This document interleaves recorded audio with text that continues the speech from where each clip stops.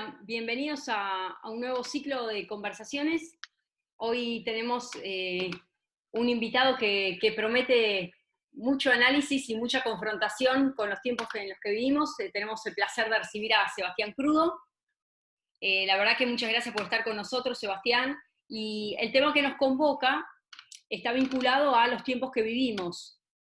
Hoy en medio del caos, no solamente económico, sino social, con esta cuestión del aislamiento, hay mucho temor, hay mucho pánico. No solamente al que vendrá, al presente y cómo se va a reactivar todo esto y cómo se va a encauzar la normalidad, si se quiere.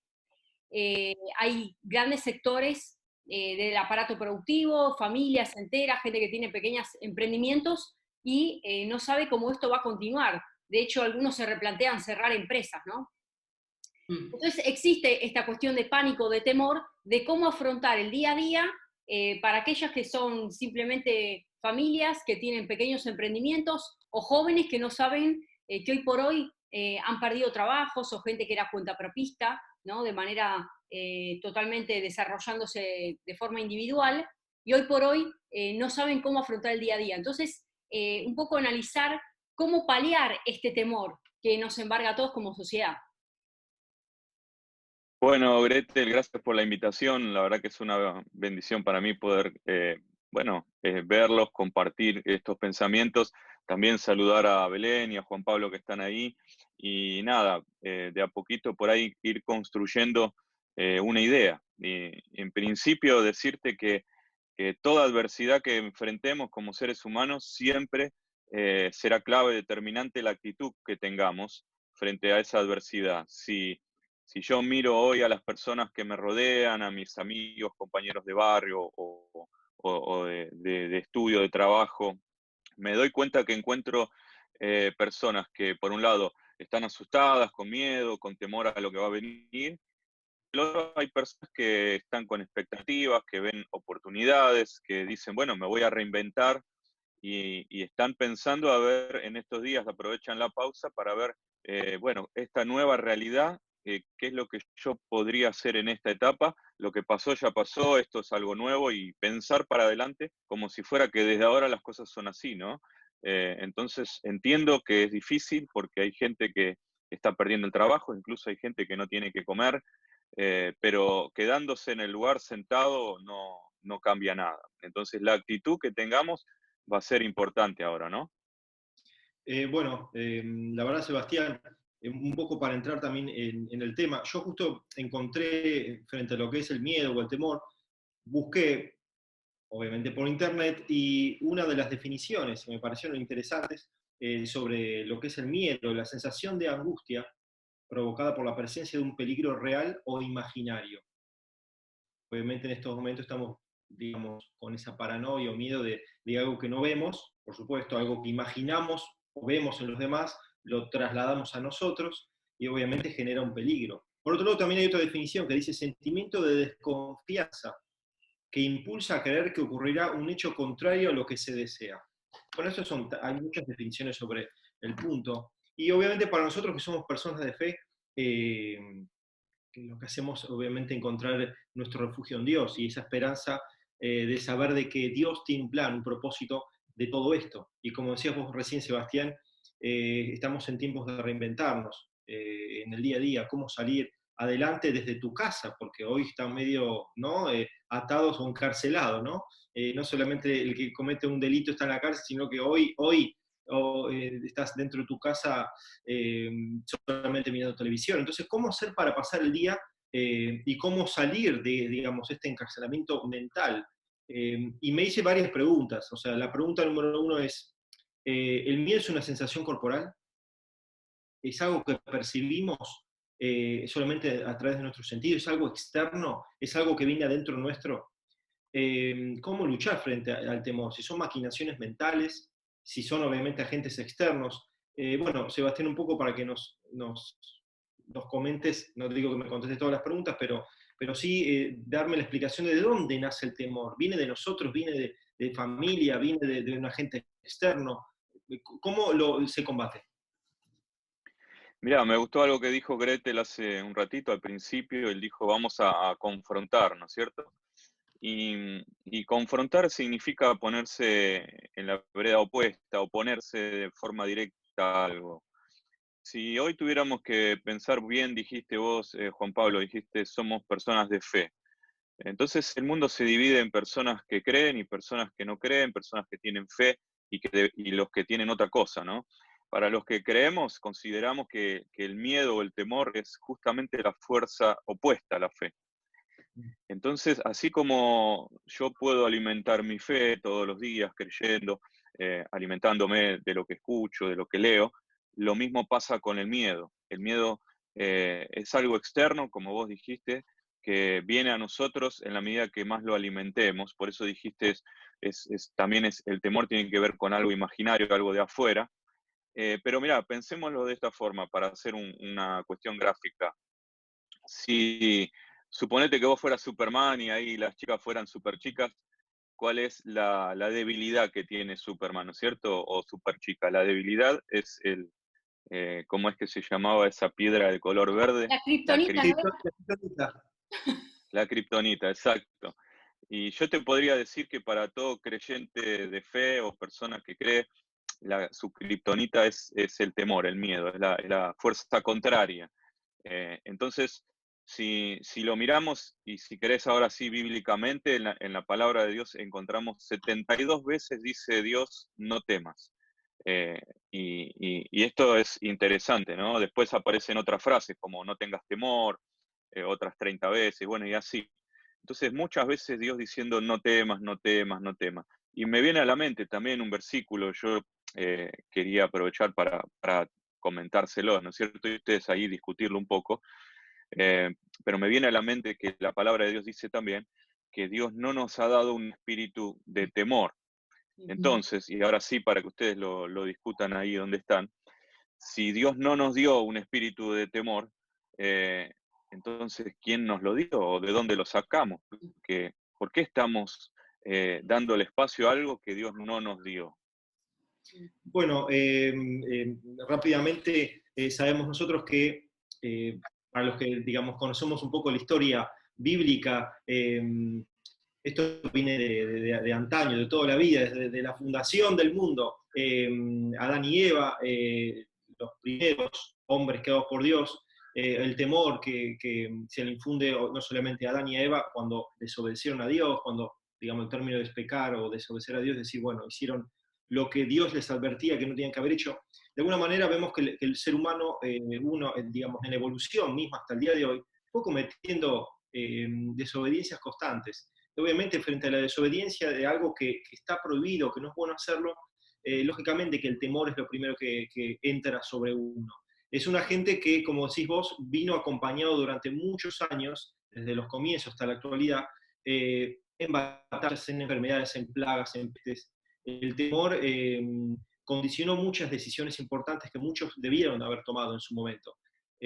Hasta el día de hoy nos condiciona decisiones realmente que nos pueden cambiar el hábito de vida, el rumbo de vida, y son decisiones que no pudimos, no supimos, no quisimos, porque bueno, le dimos el lugar, como decís vos, al temor. Ahora, ¿cómo afrontarlo? Para las personas que siempre dicen pensemos en positivo, estemos siempre bien, y rodeate de gente amiga que te pum para arriba, son todos términos muy, no sé si ideológicos o filosóficos. Nosotros todos sabemos que la fuente de seguridad, de felicidad viene de Dios, para los que creemos en demasía, que Dios es el todo. O sea, el mundo puede caer, podemos pasar una crisis económica terrible, podemos pasar incluso hasta una enfermedad muy difícil en nosotros o nuestra familia, y sin embargo sabemos que Dios está en control. Para las personas que se asientan en esa roca que es Jesucristo, nos damos cuenta, y ahí quiero rápidamente irles a un versículo, a una historia, la historia de la gran tormenta, habla de Marcos. Sebastián, vos lo sabes muy bien, el libro de Marcos, el capítulo 4, les cuento rápidamente, para la gente que no lo sabe, estaba con Jesús en una barca y bueno, hubo una gran tempestad muy importante. Jesús estaba durmiendo en la parte de atrás del barco y todos los discípulos desesperados, con mucho temor de que perecemos, vamos a morir. Entonces lo despiertan a Jesús, Jesús entre el sueño y despertarse, bueno, ordena rápidamente que las aguas se calmen, que la lluvia se pare, obviamente siendo el Hijo de Dios, la naturaleza respondió, y ahí es donde Jesús les dice, ¿por qué estaban tan asustados? ¿Todavía no confían en mí? O sea, fíjense, ¿no? Los discípulos teniéndolo a Jesús al lado, el Hijo de Dios, sin embargo, tuvieron el miedo, o sea, ¿cuánto más nosotros, como decís vos, los hijos de Dios, los de la fe, incluso los que no tienen fe, digo, no tenemos a un Dios, para los que no creen en Dios, o los que tenemos a Dios pero no lo vemos, digo, estamos acechados por esta constante. Pero bueno, Dios nos dice, como bien decía Sebastián, no temamos, fortalezcámonos en Dios, en esa oración pequeña que yo siempre hago hincapié, cada vez que uno arranca el día, entregarle a Dios todo lo que nos pasa, porque nosotros no podemos estar en control de la situación. Hoy mismo nosotros no podemos querer controlar lo que está ocurriendo en la actualidad respecto de decidir que termine o que no termine. Estamos pasando este trance, esta transición, y Dios nos está diciendo, bueno, aquítense, tranquilícense, paren un poco, sujétense a la palabra, sujétense a la fe, vuélvanse a mis caminos, ¿no? Para los que estuvimos medio perdidos, volvamos al camino de Dios, volvamos a fortalecernos en esa fe que es inamovible. Algo sí podemos hacer nosotros, porque estamos diciendo, bueno, ¿cómo lo solucionamos? La respuesta está un poco la llave en Filipenses 4:6, perdón, dice, por nada estáis afanosos, si no sean conocidas vuestras peticiones delante de Dios, en toda oración y ruego con acción de gracias. Y la paz de Dios que sobrepasa todo entendimiento guardará vuestros corazones, ¿no? Entonces, ¿cuál es el lugar que nos compete a nosotros? Justamente buscar su voluntad, ¿no? Buscar esa paz y ese refugio en Él. Ahora, si nosotros no sabemos expresar con palabras qué es lo que nos está quitando el sueño, qué es lo que nos está afanando, qué es lo que nos está preocupando, nacemos con preocupaciones diarias, pero está la preocupación y está la ocupación. Y la ocupación se canaliza de manera espiritual. ¿Y cómo? Conectándonos con Dios. O sea, manifestándole a Dios cuáles son nuestras necesidades, y dice, sean conocidas vuestras necesidades. Y la pregunta que nos hacemos, ¿para qué tengo que manifestarle las necesidades a Dios si ya Dios conoce mi corazón? Es que justamente Él quiere que lo digamos. Entonces me he encontrado con doble tipo de público, la gente que dice, no, ya Dios conoce mi corazón, no es necesario que se lo diga, todos los días hago la misma oración, repito la misma oración. Es que Dios quiere que vos lo expreses, porque cuando lo estás expresando hay poder en las palabras. Y hay una liberación que emana cuando nosotros lo decimos. Ese es el público A. El público B, me encontré con gente diciendo, olvídate, Dios está más ocupado, hay tantos problemas en el mundo, hay hambre en el mundo, hay eclosiones, hay de todo, ¿cómo se va a ocupar de mi necesidad? Yo no soy ínfimo, no tengo ni nombre ni apellido, Dios no se acuerda de mí. Entonces ahí es donde nos juega la mala pasada la mentira, ¿no? La mentira que quizás está en nuestras mentes. Entonces, en estos tiempos de temor, habla de volvernos a los pies de Dios. Y la oración tiene que ir acompañada de acción de gracias. ¿Y por qué la acción de gracias si todavía no lo tengo materializado? Porque esa acción de gracias hace que por fe lo inmaterial lo traigas al campo material. Bueno, ahora yo estaba escuchando a Sebastián, a Greta y a Juan Pablo, pero claro, hay mucha gente que en este momento no tiene la fuerza ni para orar, porque lo que hay que hablarle no es al que tiene un poco de fe y la puede recuperar, o aquel que sabe orar, o aquel que oró mal tal vez, y tiene que mejorar su oración o su diálogo con Dios, como recién y rápidamente lo pusimos en introducción a Dios, ¿no? Y hay mucha gente que no conoce a Dios, y hay mucha gente que no tiene la fuerza, ni la valentía, ni para orar. O sea, ¿qué hacemos con esa gente, que es la mayoría de la población, que no tiene la fuerza, que está hundida en la depresión, que está hundida quizás en la zona de confort, sí, porque claramente, digamos, no querer orar, o si no tenés fe, imaginariamente pensar de que hay alguien del otro lado, como estás solo en tu casa, de que te está escuchando, digamos, que no es la pared, sino que hay un Dios. Entonces, si hay un Dios, bueno, que alguien me escuche. Entonces, digamos, ¿cómo se le puede dar este contenido?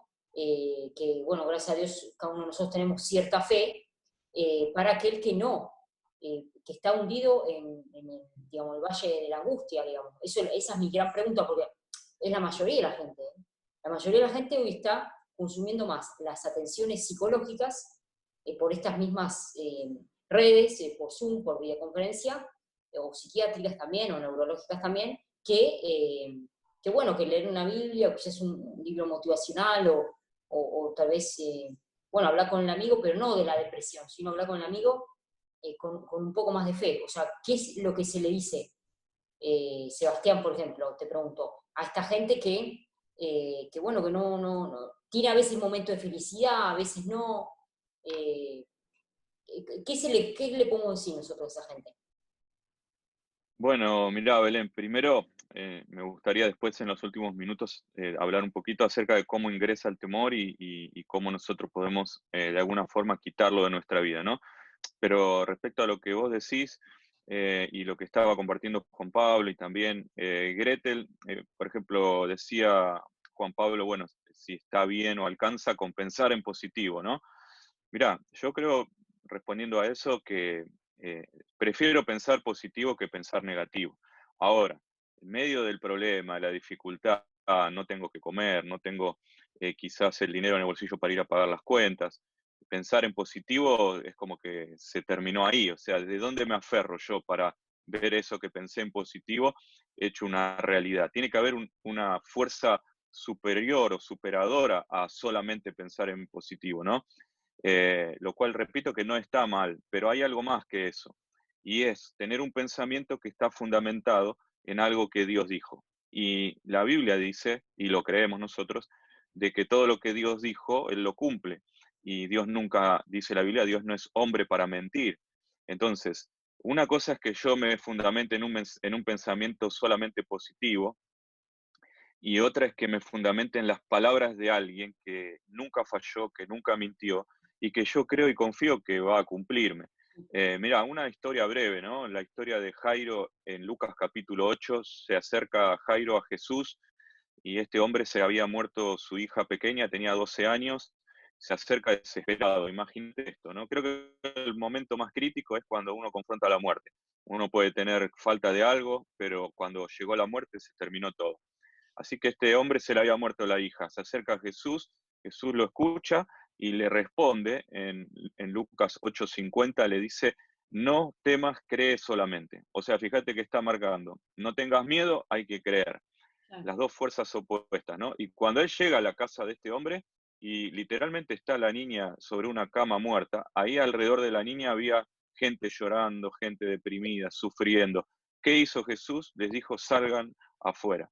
Entonces, fíjate que lo primero que hay que hacer es identificar ese temor, ese miedo, y luego tomar una decisión firme de fe, de corazón, de acercarnos a Dios. A ver, este hombre tuvo miedo, pero se acercó a Jesús. Y Jesús lo que hizo fue sacar a la gente con miedo, con tristeza, para que exista ahora un ambiente de fe, un ambiente donde pueda ocurrir el milagro. Entonces, decirles que se acerquen a Dios, que entiendo que no es fácil salir de la depresión, del miedo, del temor, pero acercándose a Dios, Él puede echar fuera todo temor. Dice eso la Biblia, ¿no? El perfecto amor echa fuera el temor. Y ahí podemos ver milagros. Yo te puedo contar varios testimonios de personas que nos escriben, gente que se congrega en la iglesia, que nos dicen, vino alguien con bolsa de supermercado, me trajo esto, eh, fui al cajero y me encontré con más dinero, cosas que uno diría, bueno, parecen pequeñas, pero son pequeñas señales para los que creen, ¿no? Bueno, Sebastián, hay algo que es real. Cuando hablamos de Dios, estamos hablando que Dios es el Dios todopoderoso. Y Dios suple claramente, para los que entendemos, todas nuestras necesidades. Y como bien vos decís, hay milagros como el milagro que apareció más dinero, me encontré dinero tal vez en una calle, en un montículo, en una bolsa, o tenía guardado en un lugar en la casa que no sabía que tenía, y vos decís, no, esa plata la puse en algún momento. No, no, tal vez apareció sin una otra noción, como también un milagro de salud. Y ahí estamos, ¿no? Cuando decimos confiemos en Dios, que la voluntad de Dios se cumpla, elevemos nuestra voz, sea en oración, en rezo, pero elevemos nuestra voz a solas, donde estamos y bueno, Dios mío, hasta acá llegué, esto no puedo más. Y ahí está el punto, ¿no? Cuando uno deja de estar en control de la situación y dejamos ese trance, esa transición para que Dios opere de una manera milagrosa, sobrenatural. Cada uno de nosotros tenemos testimonios o historias muy importantes para contar sobre salud, sobre milagros de trabajo. Y bueno, Dios obviamente no se circunscribe solo en un milagro de trabajo, de salud. Dios quiere mucho más para nosotros, quiere que podamos tener esa dependencia como, bueno, Sebastián Mozo papá, y de padre a hijo, ¿no? Ese vínculo tan natural de decir, papá, tengo miedo, papá, acompañarme, estoy acá. Bueno, ese vínculo sano es tan positivo y como, bueno, uno lee también en Salmos, como Salmo 27, donde dice, Dios mío, tú eres mi luz y mi salvación, ¿de quién voy a tener miedo?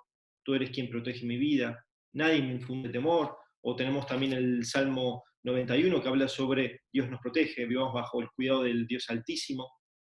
Pasemos la noche bajo la protección del Dios Todopoderoso.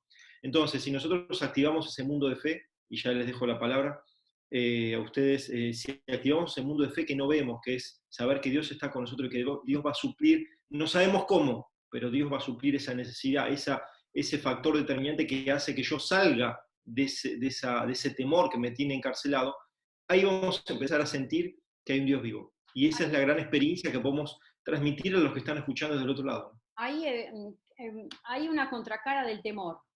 La contracara del temor es el amor. Y esto parece una paradoja, pero fíjense, la palabra dice en 1 Juan capítulo 4, 18, dice, en el amor no hay temor, sino que el perfecto amor echa fuera el temor, porque el temor lleva en sí castigo, de donde el que teme no ha sido perfeccionado en el amor. Dios es amor, y en ese amor no hay cabida para cualquier tipo de mundo de angustia, de depresión, de opresión, de soledad, de temor. El temor encierra falta de confianza. ¿En qué? En quién soy para mí, para la sociedad y para Dios, hacia dónde voy y quién tengo en mi interior. O sea que, más allá de las circunstancias que vivo y cómo me atraviesan y cómo me condicionan, si no tengo esa fortaleza interna y esa conexión directa y ese apoyo directo hacia Dios, digamos, ese enlace directo, es difícil que podamos erradicar de nuestro entorno aquello que nos esté condicionando. Entonces, la llave es el amor. Cuando depositamos toda nuestra confianza en Él, es cuando automáticamente confiamos en que estaremos pasando momentos de prueba, momentos difíciles, pero al final de todo ese trayecto siempre vamos a encontrar la respuesta. ¿Y por qué estamos pasando momentos difíciles? Porque se está fortaleciendo nuestro carácter. Fíjense, la vida es un recorrido, no un percorso, como dicen los italianos, ¿no? Es un percorso, estamos constantemente en una gimnasia. Esa gimnasia tiene que ver con moldear nuestro carácter, que es el mayor desafío. Y el temor es uno de los enemigos del alma. Entonces hay un tratamiento hacia nuestro ser interior que está colisionando con la perfección. ¿Y cuál es la perfección? Entender cómo Dios quiere moldear ese estado cuando Jesús está en medio de la tempestad, en medio de la tormenta y dice, ¿qué pasó, muchachos? ¿Por qué están impacientes? Entonces, en medio de la tormenta, Jesús estaba descansando.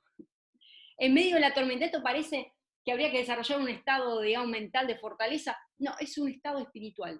Cuando ese estadio espiritual es más fuerte que nuestro entorno, lo que nos rodea, lo que nos condiciona cambia, porque cambiamos nosotros. Bueno, varias preguntas yo me estuve haciendo desde antes de comenzar esta videoconferencia.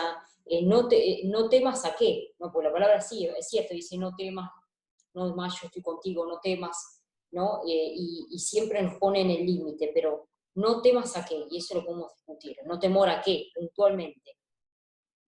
Y después, bueno, otra pregunta que me hice fue, ¿estamos en la improvisación?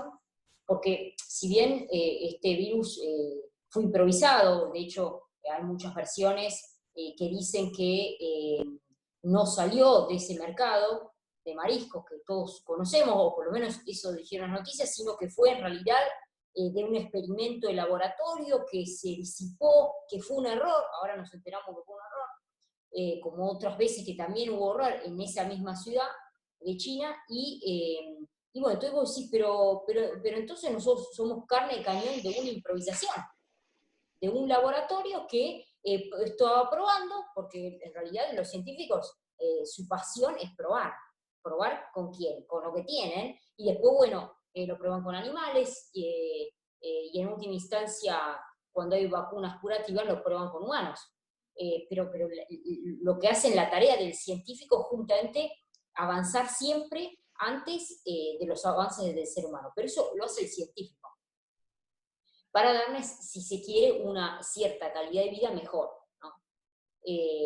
Pero yo estuve pensando con las noticias que hemos recibido en todo este mes casi, estamos en la era de la improvisación, porque estamos sujetos ahora a un bicho, si se quiere, que no lo vemos, no sabemos cuando vamos al mercado si el de al lado lo tiene, porque dicen que alberga sin síntomas, o sea, está albergado cualquiera de nosotros, pero sin síntomas.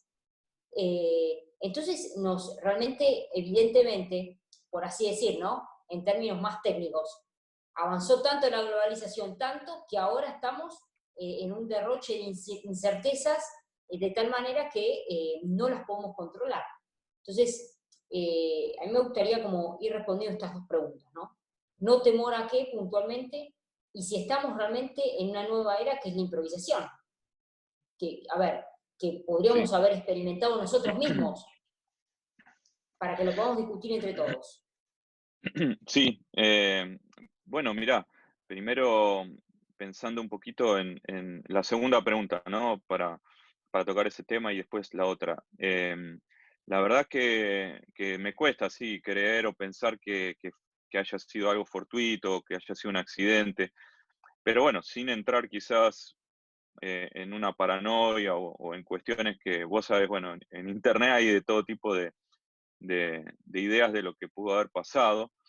Tampoco tenemos que ser necios de pensar de que del otro lado no hay intereses económicos y políticos frente a toda esta realidad, ¿no? Eso, bueno, ustedes lo saben mejor que yo, pero hay fuerzas espirituales también que están gobernando por encima de esas fuerzas económicas y políticas, y son fuerzas espirituales muchas veces que apuntan hacia lo malo, hacia la maldad, hacia el control, y ahí vemos que hay todo un mundo, ¿no es cierto?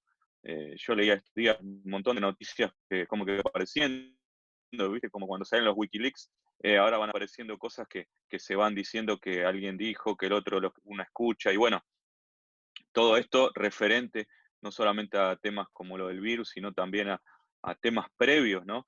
Que tienen que ver con muerte, con control de natalidad y un montón de cosas que bueno, si uno las va alineando parece que van cerrando, ¿no?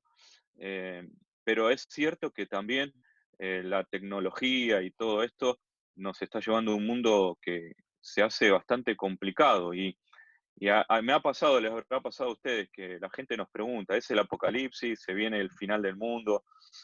Yo no sé cuándo va a ser el final, el apocalipsis. Cuando uno dice apocalipsis, dice a los eventos que ahí aparecen, ¿no? Lo que sí sé es que Jesús dijo que habría señales, Sí. señales del final. Y todo esto que estamos viendo, sin dudas, sí son señales para que el que cree se fortalezca y para el que no cree abra los ojos y comience a poner su fe en otro lugar, ¿no? A creer. Y, y respecto a lo que decían, ¿no? Bueno, ¿de dónde viene o temor a qué? Mirá, yo justo acá estaba buscando y lo encontré. eh, Job, un ejemplo de alguien que tuvo miedo a, ¿qué? A perder a los hijos, perder todo lo que había formado y ganado, y de hecho lo perdió. Y él dijo, en Job 3:25 dice, el temor que me espantaba me sobrevino, y me aconteció lo que yo temía. Y ahí lo quiero atar a lo que dijo Juan Pablo al principio, ¿no? Porque el temor a lo que no sucedió termina atrayendo Sí. lo que uno no quiere que le pase. Y fíjate qué fuerte esto, porque la fe atrae las cosas que dice la Biblia, la fe es la certeza de las cosas esperadas. O sea, la fe atrae cosas Sí. y el miedo atrae cosas. Entonces, claro, el asunto es, bueno, ¿cómo hago crecer mi fe y cómo hago disminuir el miedo o el temor? Porque ambas van a atraer cosas. Y ahí está nuestro trabajo, ¿no? Y si quieren lo discutimos ahora en un ratito, pero en Proverbios, por ejemplo, 3:25 dice la Biblia, no tendrás temor a pavor repentino, o sea, algo que pueda acontecerte de golpe, y luego dice, ni de la ruina de los impíos cuando venga. Entonces, ¿temor a qué? Bueno, temor a cosas que te vengan de golpe, a la enfermedad, a la pobreza, temor a la muerte, todas cosas que Jesús venció en la cruz, ¿no? Claro, bueno, ahí me encantó lo que dijiste recién, Sebastián, que hablaste de los pensamientos también, ¿no? Y que nosotros somos lo que atraemos.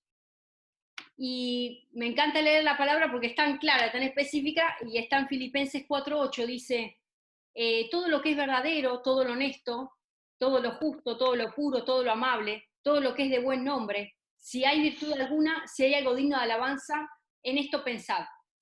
O sea, que nuestros pensamientos estén llenos de ese tipo de cuestiones, ¿no? Pensamientos de paz, pensamientos de bienestar, y no es vivir en la isla de Gilligan, no es ser Alicia en el País de las Maravillas, es simplemente construir el escenario en el cual nosotros queremos desarrollarnos, nosotros y las futuras generaciones. Entonces, cuando estamos en esa construcción espiritual, todo lo bueno, todo lo justo, todo lo puro viene hacia nosotros. Pensemos en las relaciones tóxicas, pensemos en las relaciones fallidas, pensemos en la cantidad de asociaciones comerciales que parece que uno es materia de otro diálogo, pero uno parece que se perpetúa en el error y parece que siempre encastra con malas situaciones. Bueno, entonces, pero estamos atrayendo esa situación hacia nosotros.